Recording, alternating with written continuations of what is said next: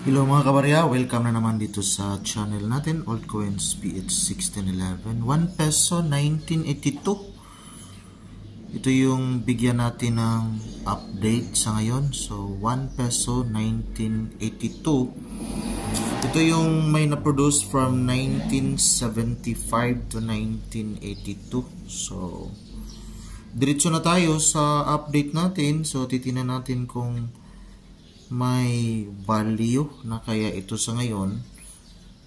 Matagal na itong bariyang ito, 1982. Dito tayo sa source natin sa in.nomista.com. So try natin tingnan dito kay in.nomista.com.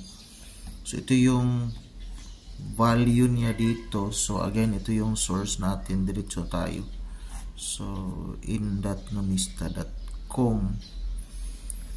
Titingnan natin kung may bagong update kaya dito si in.nomista kay 1982. So ito yung update niya. So walang masyadong mataas na update.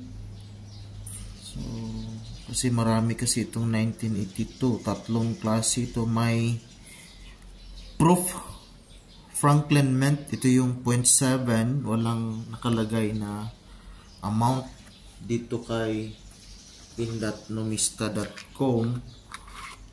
Then ito namang isa, ito yung oval, yung very fine 30, tsaka yung extra fine 54. So ito isa common, may 52,110,000. So walang masyadong mataas na update. Actually sa ngayon itong bariyang ito wala talagang masyadong bibili except lang pag may quality.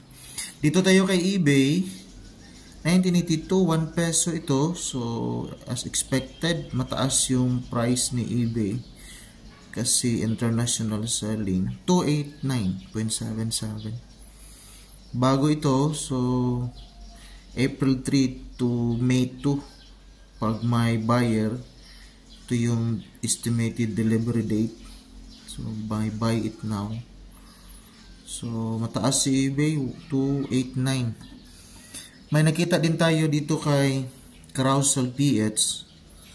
Ito kasi yung Carousel PH, depende kasi ito sa buyer, selling price sa seller. So wala tayong control.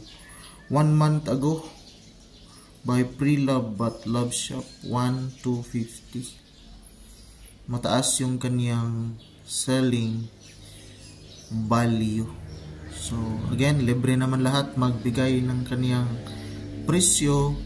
Depende na rin pag may buyer. So yan po, itong bariyang ito na 1 peso 1982. Wala pong mataas na value sa ngayon.